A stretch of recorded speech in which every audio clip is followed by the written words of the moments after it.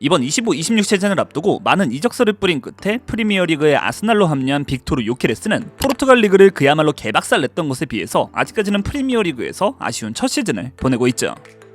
그렇다 보니 축구 팬들은 이거 선수를 영입할 때 상위 리그에서 어느 정도 검증이 된 선수를 영입해야 하는 것이 아닌가? 라는 생각이 들 수도 있죠. 물론 상대적으로 아랫 단계의 리그에서 빅리그로 이적했는데 맹활약을 보여주는 선수들도 있긴 하지만, 그래서 이번 영상에서는 상대적으로 하위 리그에서 일명 유럽 5대 리그로 불리는 상위 리그로 이적을 해서는 어려움을 겪은 빅리그의 벽에 막혀버렸던 선수들에 관한 영상을 준비해봤습니다. 그리고 사실 5대 리그가 아닌 4대 리그에서 어려움을 겪은 선수들로 처음에 제작을 해보려고 했는데, 그렇게 하면 추가해야 될 선수들이 너무나 많아서 예를 들면 TMU의 바카요코, 니콜라 페페, 탕기 은돈벨레 등 추가할 선수가 너무 많아져서 5대 리그를 상위 리그로 분류하고 영상 진행하는 점 참고 부탁드립니다.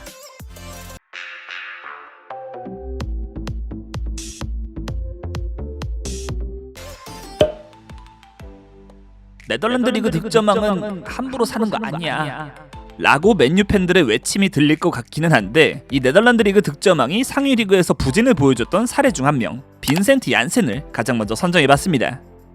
이 네덜란드 출신의 네덜란드 리그에서 1군 커리어를 시작한 스트라이커는 양발을 두루 잘 사용하는 185cm의 피지컬을 활용해 볼을 지켜주고 동료들과의 연계 플레이를 보여줄 수 있는 공격수로, 얀센은 2015년 합류했던 네덜란드 리그의 알크마르에서 자신의 잠재력을 제대로 보여준 선수였죠. 이 알크마르 시절이 얀센의 커리어 첫 1부 리그 시즌이었는데, 당시 21살이었던 얀센은 15-16 시즌 총 49경기에 출전해서 31골 7도움을 기록, 15-16 시즌 네덜란드 리그 득점왕과 네덜란드 리그 올해의 유망주 타이틀을 차지하게 되죠. 20대 초반의 선수가 그래도 유럽 무대에서 득점왕을 차지했으니 빅리그에서 얀센에게 관심을 갖는 것은 당연한 일이었고, 비록 얀센이 1부 리그에서 보여준 것은 딱 한 시즌뿐이었지만 프리미어리그의 토트넘이 2016년 이 잠재력 있어 보였던 공격수의 영입을 성사시키게 됩니다. 당시 얀센은 210억가량의 금액에 토트넘으로 합류하게 되는데, 영상 주제에서 알 수 있듯 빅리그에서는 처절한 실패를 경험하게 되죠. 네덜란드 리그를 폭격했던 얀센의 득점력은 프리미어리그에선 말끔하게 사라져버렸고, 첫 시즌은 그래도 로테이션 역할을 맡아줬지만 그 다음 시즌은 페르난도 요렌테가 영입되면서 얀센은 페네르바체 임대, 토트넘으로 돌아왔던 18-19 시즌은 시즌 총 3경기에 출전하는 것에 그치게 되죠. 최종적으로 얀센이 토트넘에서 남긴 기록은 총 42경기 6골 4도움, 심지어 그 6골 중 4골이 페널티였던, 물론 토트넘에는 토트넘을 넘어서 잉글랜드를 대표하는 공격수로 성장했던 미친 선수가 있었기 때문에 얀센이 출전 시간을 갖는 것 자체도 어렵긴 했지만, 그래도 나름 네덜란드 리그 득점왕이었던 이 공격수는 빅리그에서는 쓰라린 실패를 겪어야 했습니다. 그리고 얀센이 유럽 5대 리그를 경험했던 것은 이 토트넘 시절이 마지막. 얀센은 이후 멕시코 리그를 거쳐서 2022년 합류했던 벨기에 리그에서는 현재 그래도 부활에 성공한 모습이긴 하지만, 이 빅리그의 벽을 느꼈던 선수 영상에서 얀센이 맞을 순 없겠네요. 이란 국가대표팀 역대 최다 득점자 3위의 이름을 올리고 있는 공격수 메흐디 타레미 역시 유럽 빅리그에서는 별다른 활약을 보여주지 못한 선수라고 할 수 있죠. 이 1992년 출생의 공격수는 커리어 초반 이란, 카타르 리그 등 아시아 리그에서 대부분의 커리어를 보냈던 선수였는데, 유럽 무대에 도전을 했던 것 자체가 19-20 시즌 포르투갈 리그의 히우아브에 합류했던 27살의 상대적으로 늦은 나이였죠. 하지만 타레미는 포르투갈 무대에서 자신의 파괴력을 유감없이 보여주기 시작, 19-20 시즌 히우아브에서 리그 18골을 넣으면서 유럽 무대 첫 시즌에 포르투갈 리그 득점왕을 달성하게 되고, 그 활약을 기반으로 바로 다음 해에는 포르투갈 리그의 강자인 FC 포르투에까지 합류하게 됩니다. 그리고 포르투에서의 타레미의 활약은 아시아에서 가장 뛰어난 공격수 중 한 명이라는 평가를 들어도 충분한 모습이었죠. 득점뿐 아니라 동료에게 뿌려주는 패싱 능력에도 일가견이 있던 선수로, 타레미는 20-21 시즌 포르투에서의 첫 시즌 리그 도움왕, 22-23 시즌엔 리그 22골로 리그 득점왕까지 포르투에서의 4시즌 동안 통산 182경기 91골 56도움, 리그에서 가장 뛰어난 공격 자원으로 활약을 보여주게 됩니다. 그리고 23-24 시즌을 끝으로 타레미는 포르투와의 계약이 만료. 32살의 다소 늦은 나이긴 했지만 이탈리아의 인터밀란이 이 포르투갈 무대를 대표했던 공격수를 영입하면서 타레미는 커리어 처음으로 유럽 빅리그에서 뛸 수 있는 기회를 잡게 되죠. 다만 그 한 시즌이 마지막이 되고 말았지만요. 24-25 시즌 빅리그에서의 첫 시즌을 보내게 된 타레미는 시즌 43경기에 출전해서 3골 9도움을 기록.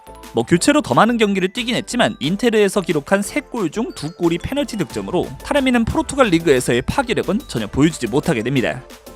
물론 이적료 없이 자유계약으로 인터밀란에 합류했기 때문에 인테리에겐 그리 큰 출혈이 됐다고는 할 수 없겠지만 24-25 시즌 인터밀란이 트래블에 도전했음에도 무관에 그쳤기 때문에 저조한 득점력을 보여줬던 타레미도 비판에서 자유로울 순 없었습니다.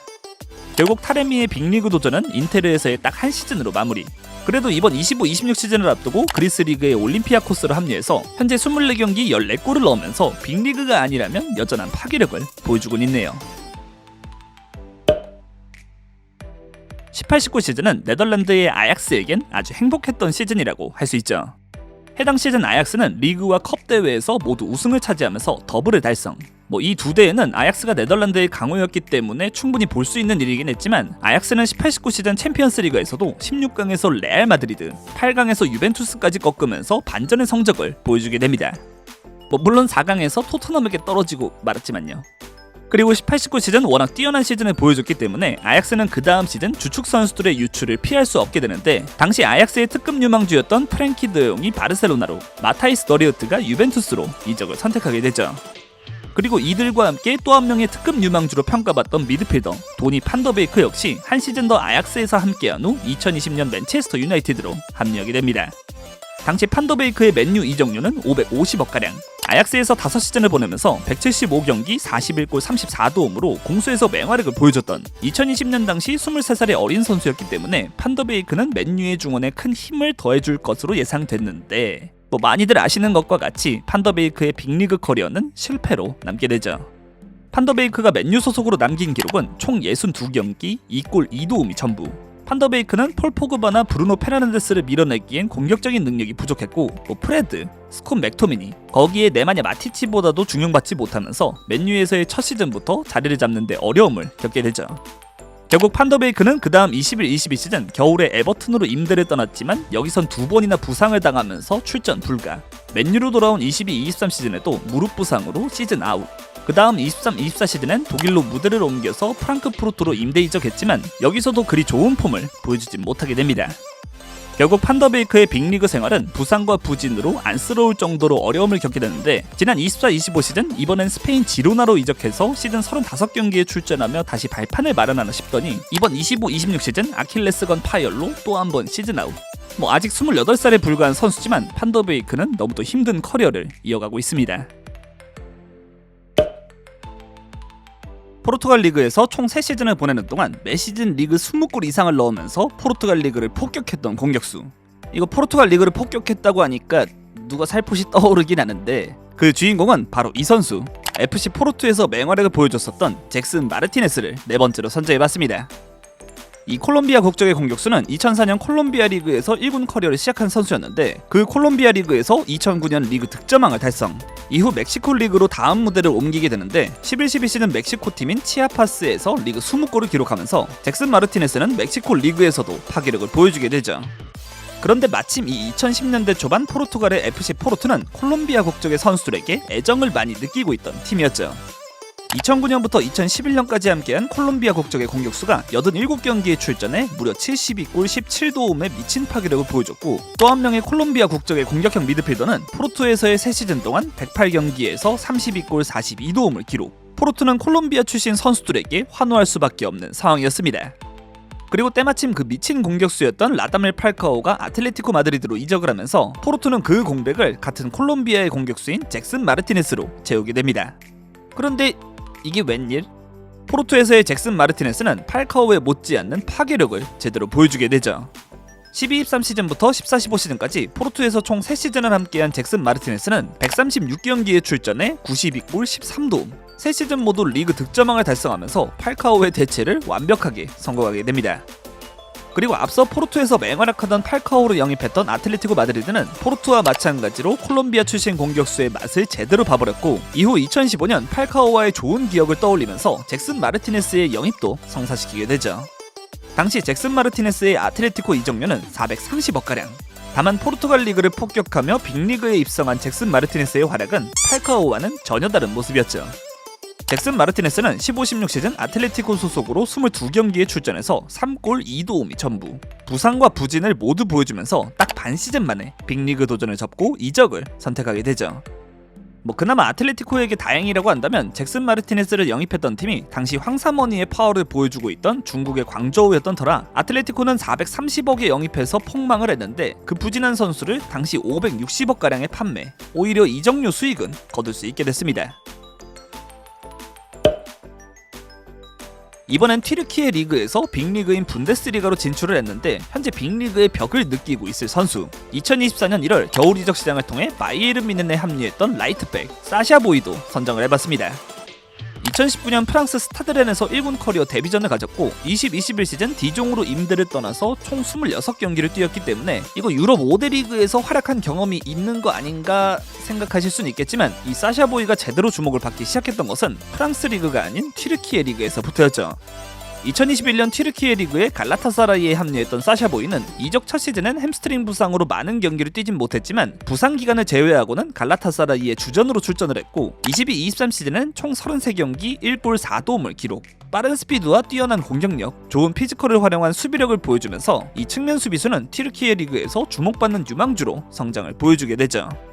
그리고 여기서 당시 바이에른 뮌헨의 상황을 살펴보면 23-24 시즌을 앞두고 뮌헨은 센터백과 우측 풀백을 겸해줬던 벤자민 파바르가 인터밀란으로 떠났고 23-24 시즌에 들어와서는 시즌 초반 주전으로 활용한 누사이르 마즈라위가 부진, 뮌헨은 미드필더로 영입했던 콘라트 라이머를 우측 수비에 써야 할 정도로 우측 풀백에 대한 걱정이 생기고 말았죠. 결국 뮌헨은 그 불안한 우측 수비 라인에 힘을 더해주고자 23-24 시즌 겨울 이적 시장에서 갈라타사라이의 주전 풀백을 맡고 있던 사샤 보이를 영입하게 된 것이었죠. 다만 20대 초반에 한 팀의 붙박이 주전으로 뛰고 있는 선수를 겨울 이적 시장에 영입하려면 많은 이적료가 필요한 것은 당연한 일이었고 뮌헨은 이 사샤 보이를 영입하는데 3천만 유로, 440억의 금액을 투입하게 됩니다. 그런데 이 본격적으로 빅리그 무대에 입성한 사샤 보이는 현재까지 뮌헨에서 총 38경기만에 출전해 1골 5도움을 기록 중. 2024년에 합류한 선수가 지금까지 뮌헨에서 당한 부상만 6번으로 결장 일수만 합쳐도 벌써 229일. 뮌헨 팬들을 실망시키기엔 충분한 모습을 보여주고 있죠. 그 사이에 땜빵으로 풀백을 맡고 있던 콘라트 라이머는 이제 팀의 주전 풀백으로 활약할 정도로 포지션 적응을 맞춰버렸고 뮌헨 풀백 라인의 미래가 될 수도 있다고 생각됐던 사샤 보이는 방출 후보로 전락한 상황. 거기에 기사들에 따르면 콤파니 감독의 눈밖에 나는 행동으로 인해서 아마 사샤 보이의 빅리그 도전은 지금까지는 실패로 남을 위기에 처하고 말았습니다. 물론 아직은 어린 선수이기 때문에 이후에 빅리그에서 달라진 모습을 보여줄지도 모르겠지만요. 여기 포르투갈 리그 득점왕 출신 한 명 더 간다. 1999년 출생의 우루과이 출신의 공격수 다르윈 누네스를 빅리그 벽에 막혔던 선수 6번째로 선정을 해봤습니다. 자국인 우루과이에서 1군 무대에 데뷔하긴 했지만 누네스가 1군 선수로 주목을 받기 시작했던 것은 2019년에 합류했던 스페인 팀인 알메리아에서부터였죠. 누네스는 19-20 시즌 알메리아에서 시즌 32경기 16골 3도움을 기록. 아주 좋은 성적을 남기긴 했다만 당시 알메리아가 스페인 2부 리그 소속이었던 터라 요건 빅리그였다고 할 수는 없겠고 누네스는 그 알메리아에서의 활약을 기반으로 2020년 포르투갈 리그의 벤피카로 이적을 선택하게 되죠. 그리고 누네스는 이 벤피카에서 포텐을 제대로 터뜨리게 됩니다. 특히 벤피카 두 번째 시즌이었던 21-22 시즌 누네스는 시즌 총 41경기에 출전해서 34골 4도움. 빠른 속도를 활용해서 수비 뒷공간을 공략하는 왕성한 활동량과 뛰어난 득점력까지 보여준 누네스는 21-22 시즌 포르투갈 리그 득점왕을 달성하면서 에딘손 카바니, 루이스 수아레즈에 이어서 우루과이 대표팀의 최전방을 지킬 새로운 미래로 주목을 받게 됩니다. 그리고 2022년 당시 23살의 잠재력을 지닌 어린 공격수, 거기에 포르투갈 리그를 폭격하며 큰 주목을 받았던 이 누네스를 프리미어 리그의 리버풀이 영입하면서 누네스는 드디어 빅리그 입성에까지 성공하게 되죠. 당시 리버풀 클럽 레코드를 새롭게 쓴 이적료가 무려 1,100억에 달했던 것을 생각하면 리버풀이 누네스에게 얼마나 큰 기대를 하고 있었는지를 알 수 있는데 누네스는 그 기대를 성공적으로 보답하지 못하게 되죠. 22-23 시즌부터 23-24 시즌까지 누네스가 리버풀에서 남긴 기록은 3시즌 동안 143경기 40골 26도움. 벤피카에서 2시즌 동안 48골을 넣었는데 3시즌이나 보낸 리버풀에서 훨씬 부족한 득점력을 보여주고 말았죠. 이러니까 빅리그 검증이 필요하다는 말이 나오죠. 특히 리버풀에서 보여준 누네스의 처참한 결정력은 리버풀 팬들의 뒷목을 잡기에 충분했고 그나마 리버풀에게 다행이라고 한다면 이번 25-26 시즌을 앞두고 누네스를 사우디의 아릴랄로 이적을 시켰는데 850억이라는 큰 이적료 수익을 챙겼다는 점 정도겠네요. 한잔해. 아마도 현재 AC 밀란 팬들을 가장 뒷목 잡게 하는 선수 중 한 명이라면 아마도 이 선수, 멕시코 국가대표팀의 공격수인 산티아고 히메네스를 뽑을 수 있겠죠. 이 2001년 출생의 공격수는 자국 리그팀인 크루스 아술에서 1군 무대에 데뷔했던 선수로 2020년 19살의 나이부터 팀의 주전 공격수로 뛰더니 2022년 네덜란드 리그의 페예노르트에 합류하면서 유럽 무대에서의 커리어를 시작하게 되죠. 그리고 히메네스는 유럽 무대에서도 매 시즌 발전하는 모습을 보여주게 됐으니 이 185cm의 좋은 피지컬과 힘을 통한 포스트 플레이, 뛰어난 득점력을 보여줄 수 있는 공격수는 22-23 시즌 페예노르트에서의 첫 시즌 리그 15골, 그 다음 23-24 시즌엔 리그 23골을 넣으면서 히메네스는 단숨에 네덜란드 리그에서 가장 위협적인 공격수로 성장을 보여주게 됩니다. 그렇다 보니 이 공격수 역시 빅클럽들의 관심을 한몸에 받게 되는데 24-25 시즌 히메네스는 페예노르트에서의 전반기 동안 19경기에서 무려 16골 3도움. 이거 이렇게 가다간 더 비싸질 것이 분명한 상황이었기 때문에 24-25 시즌 겨울 이적 시장에 이탈리아의 AC 밀란은 이 산티아고 히메네스의 영입을 성사시키게 되죠. 당시 히메네스가 기록한 520억가량의 이적료는 페예노르트 구단 역대 최다 방출 이적료기도 했는데 이 네덜란드 리그를 박살냈던 공격수도 빅리그에서는 지금까지 매우 부진한 모습을 보여주고 있습니다. 물론 24-25 시즌 후반기부터 AC 밀란과 함께해서 시즌 19경기 6골 3도움, 시즌 중간에 새로운 팀에 합류한 것 치고는 나쁜 성적은 아니었기 때문에 히메네스는 온전히 팀과 함께하는 이번 25-26 시즌이 중요한 상황이었죠. 그런데 문제가 생긴 것은 히메네스가 25-26 시즌이 시작되기 전 멕시코 대표팀으로 골드컵에 참가하면서부터 조국을 위해서 뛰는 것은 당연한 일이었고 히메네스는 골드컵에서 멕시코 대표팀으로 6경기나 출장을 하긴 했지만 선발로 뛴 것은 딱 1경기, 그리 많은 출전 시간을 기록하진 않았죠. 물론 대표팀 경기까지 소화하는 것이 선수에겐 힘든 일이긴 했지만 새로운 시즌 AC 밀란에서 증명이 필요했던 히메네스는 25-26 시즌 프리시즌을 결석하고 긴 휴가를 선택하면서 팀에 새롭게 부임한 알레그리 감독에게 눈도장 찍을 기회를 놓치게 되죠. 근데 그렇다고 해도 실력으로 보여준다면 어느 정도 이해할 수 있지 않나? 문제는 이번 25-26 시즌 히메네스가 그 실력을 증명하지 못하고 있다는 점이죠. 이번 25-26 시즌 히메네스는 시즌 11경기에 출전해서 1골 2도움만을 기록 중, 리그에서는 단 한 골도 기록하지 못하고 있고 시즌 중에 발목 부상으로 수술까지 진행하게 되면서 3-4월이 돼야 복귀가 가능한 최악의 시즌을 보내고 있습니다. 물론 히메네스 역시 아직 24살에 불과한 젊은 공격수기 때문에 회복 후 자신의 진가를 보여줄 가능성은 있겠다만 지금까지의 모습은 이 영상에 선정하기에 충분해 보이네요. 우크라이나 리그의 강호 중 하나인 샤흐타르 도네츠크는 예전부터 브라질 출신 선수들을 영입해서 후에 빅리그로 이적시키는 경우를 꽤나 자주 보여준 팀이긴 한데 샤흐타르는 2022년 이번엔 브라질 선수가 아닌 자국 우크라이나 국적의 특급 유망주가 등장하면서 이 유망주를 빅리그에까지 입성시키게 되죠. 그 주인공은 샤흐타르에서 1군 데뷔를 함께했던 윙어 미하엘로 무드릭입니다. 이 2001년 출생에 어마어마한 속력을 자랑하는 이 유망주 윙어는 샤흐타르에서 2018년 17살의 어린 나이에 1군 무대에 등장했고 처음엔 유망주라서 1군으로 많은 경기를 뛰진 못했지만 차근차근 기회를 받아서 성장하고 있던 선수였죠. 그리고 무드릭은 22-23 시즌 샤흐타르에서 잠재력을 제대로 폭발시키게 됐으니 22-23 시즌 전반기 동안 무드릭은 18경기에 출전해서 10골 8도움, 우크라이나 리그에서는 도저히 막을 수 없는 초특급 윙어로 성장을 보여주게 됩니다. 결국 22-23 시즌 겨울 이적 시장에서 이 특급 유망주를 품에 안게 된 것은 프리미어리그의 첼시.